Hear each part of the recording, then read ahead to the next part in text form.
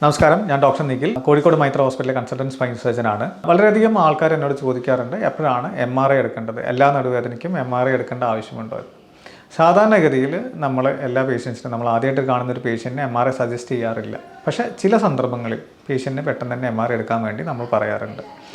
നടുവേദനയുടെ കൂടെ തന്നെ രോഗിക്ക് ചിലപ്പോൾ കാലിനുള്ള തളർച്ച, അല്ലെങ്കിൽ മൂത്രം പോകുന്നതിന് അല്ലെങ്കിൽ വയറ്റിൽ നിന്ന് പോകുന്നതിനുള്ള തടസ്സം എന്നിവയുണ്ടെങ്കിൽ ഉടനെ തന്നെ MRI എടുക്കാൻ വേണ്ടി നമ്മൾ പറയാറുണ്ട്.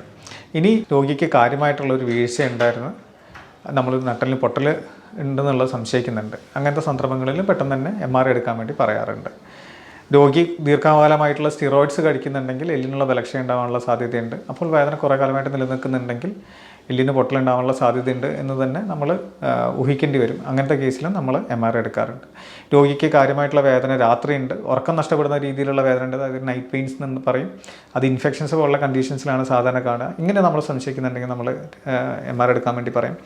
രോഗിക്ക് മുമ്പ് എന്തെങ്കിലും ക്യാൻസർ പോലത്തെ അസുഖങ്ങളുണ്ടായിരുന്നെങ്കിൽ നമ്മളിതുപോലെ മെറ്റാസ്റ്റാസിസ് നട്ടലിലേക്ക് വല്ലതും പടർന്നിട്ടുണ്ടോ എന്ന് സംശയിക്കുകയാണെങ്കിൽ നമ്മൾ എടുക്കാൻ വേണ്ടി പറയും.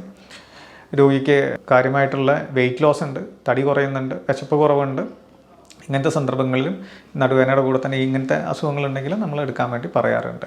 സാധാരണ നമ്മൾ കാണുന്ന രോഗികൾക്ക് ഡിസ്കിൻ്റെ പ്രശ്നങ്ങൾ മൂലമാണ് നമ്മുടെ അടുത്ത് വരാറുള്ളത്. അപ്പോൾ അങ്ങനത്തെ രോഗികളിൽ സാധാരണഗതിയിൽ തന്നാലെ വേദന മാറുന്നതാണ്. അപ്പോൾ 4 മുതൽ 6 ആഴ്ച വരെ വെയിറ്റ് ചെയ്തിട്ട് കുറയുന്നില്ലെങ്കിൽ മാത്രമേ നമ്മളൊരു MRI എടുക്കാൻ വേണ്ടിയിട്ട് പറയാറുള്ളൂ.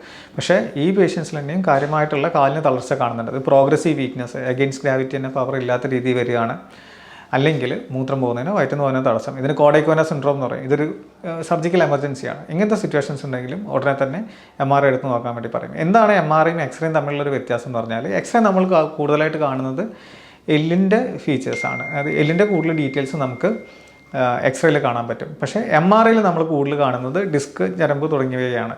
അതായത് ഈ ഞരമ്പിനെ ബാധിക്കുന്ന കാര്യമായിട്ട് എന്തെങ്കിലും ഉണ്ടോ, അല്ലെങ്കിൽ ഡിസ്കിനെ ബാധിക്കുന്ന കാര്യങ്ങളുണ്ടോ എന്നുള്ളത് എത്രയും പെട്ടെന്ന് അറിയുന്നത് MRIയിലാണ്. ചിലപ്പോൾ ഇതേപോലെ തന്നെ നട്ടലിലുള്ള നീരുകൾ കണ്ടുപിടിക്കാൻ വേണ്ടിയിട്ട്, അല്ലെങ്കിൽ മജ്ജേനെ ബാധിക്കുന്ന അസുഖങ്ങൾ കണ്ടുപിടിക്കാനും MRI സഹായിക്കുന്നുണ്ട്.